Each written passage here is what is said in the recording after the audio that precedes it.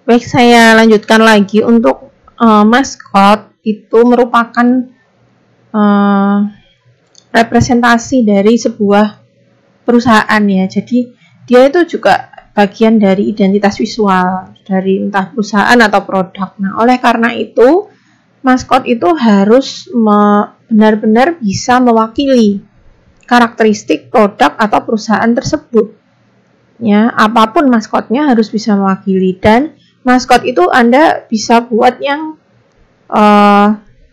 wajahnya itu yang friendly gitu ya. Jadi misalnya dia itu ekspresinya ya bikinlah senyum yang senang gitu. Jadi jangan sampai maskot itu cenderung terkesan malah mengerikan. Nah, nanti orang tidak jadi mau beli produknya gitu. Nah, bahkan maskot ini pun ketika si produk itu ya harapannya dia punya event ya, atau ada promosi ya yang memang dia di lapangan. Nah, maskot ini kan sering sekali dilibatkan gitu ya. Jadi ada maskot yang memang dibuat uniform, nanti ada orangnya di dalam seperti itu. Dia tuh menyapa pengunjung dan mungkin membagi-bagikan sampel produk atau apa. Jadi Anda harus bisa membayangkan ketika maskot ini nanti direalisasikan, digunakan beneran ya, diaplikasikan untuk ketika campaign, kampanye, atau itu bisa menarik gitu. Nah,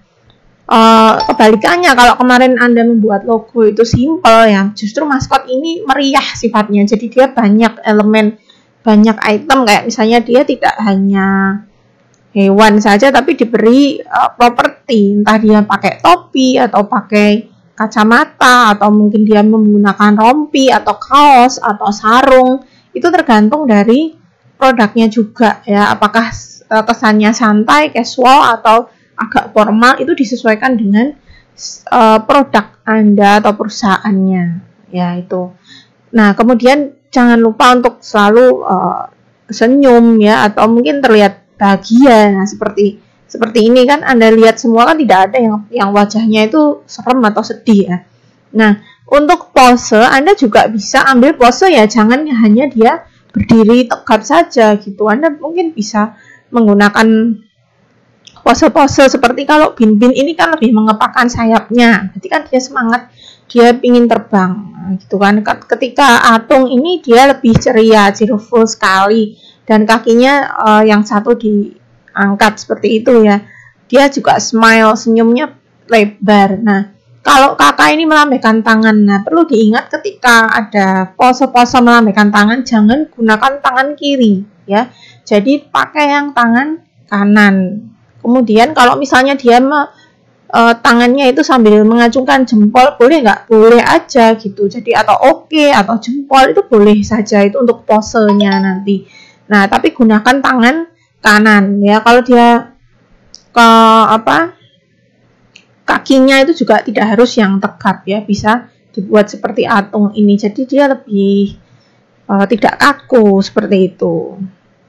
Nah, setelah ini saya akan tunjukkan ya mengenai beberapa maskot yang sudah dibuat dari tugas-tugas dahulu. Nah, sebenarnya maskot itu yang Anda buat nanti tunjukkanlah dia dari tampak depan, samping, dan belakang. Samping itu bisa samping flat, bisa perspektif ya, agak serong seperti itu.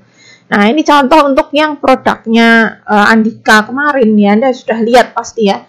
Itu produknya mebel, jadi di sini dia kayu, dia mencari ide itu yang terdekat. Nah, maskot itu tidak harus benda hidup, jadi karena kartun itu prinsipnya adalah bisa menghidupkan benda mati, kayak SpongeBob itu spon, tapi dia bisa menjadi karakter yang hidup. Nah, begitu juga ini kayu.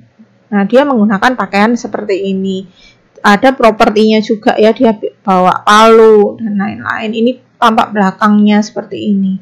Dan diberi nama juga bisa gitu ya, karena namanya Andika Jaya, jadi dia maskotnya Uncle Jaja. Boleh aja sih. Jadi di sini ada keterangan seperti itu ya. Dia itu adalah sosok yang seperti apa. Anda bisa jelaskan di sini singkat saja. Nah, warnanya jangan lupa. Jadi warna-warna logo itu Anda bisa aktifkan ya di sini. Nah, ini di tengahnya, di sakunya juga ada logonya.